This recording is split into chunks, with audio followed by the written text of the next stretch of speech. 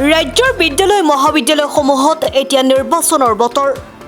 ছাত্ৰ ছাত্ৰীসকলে জঁপিয়াই পৰিছে নিজৰ সমৰ্থনৰ প্ৰাৰ্থীগৰাকীক নিৰ্বাচিত কৰিবলৈ।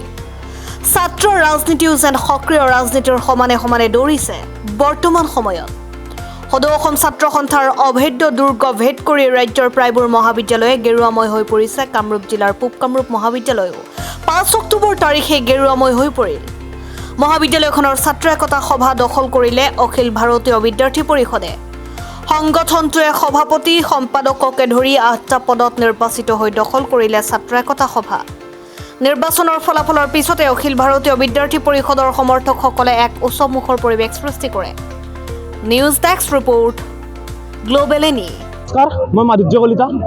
আপোনালোকে পূব কামৰূপ মহাবিদ্যালয়ৰ ছাত্ৰ ছাত্ৰীসকলে লগ লাগি মোক এই পদবীটোত জয়যুক্ত কৰাৰ বাবে, সাধাৰণ সম্পাদক পদবীটোত জয়যুক্ত কৰাৰ বাবে আপোনালোক সকলোকে অশেষ ধন্যবাদ জ্ঞাপন কৰিছোঁ। আৰু মই আপোনালোকক প্ৰতিশ্ৰুতি দিছোঁ, সমূহ পূব কামৰূপীয়ানৰ হকে হাতত হাত ধৰি পূব কামৰূপৰ উন্নতিৰ হকে কাম কৰি যাম বুলি আপোনালোকক প্ৰতিশ্ৰুতি দিছোঁ। নমস্কাৰ পূব কামৰূপীয়ান, আপোনালোকে যে ঐতিহাসিক ৰায় দিলে সেইবাবে সকলো পূব কামৰূপীয়াক ধন্যবাদ জনাইছোঁ। মোক স্বপ্নজিৎ ঠাকুৰে সভাপতি পদত জড়িত কৰাবলৈ সমূহ পূব কামৰূপীয়ানক ধন্যবাদ। আমি সকলোৱে একেলগে হাতে হাত ধৰি একেলগে কাম কৰি যাম আৰু সমস্যাসমূহৰ বিষয়ে মাত মাতি যাম। ধন্যবাদ।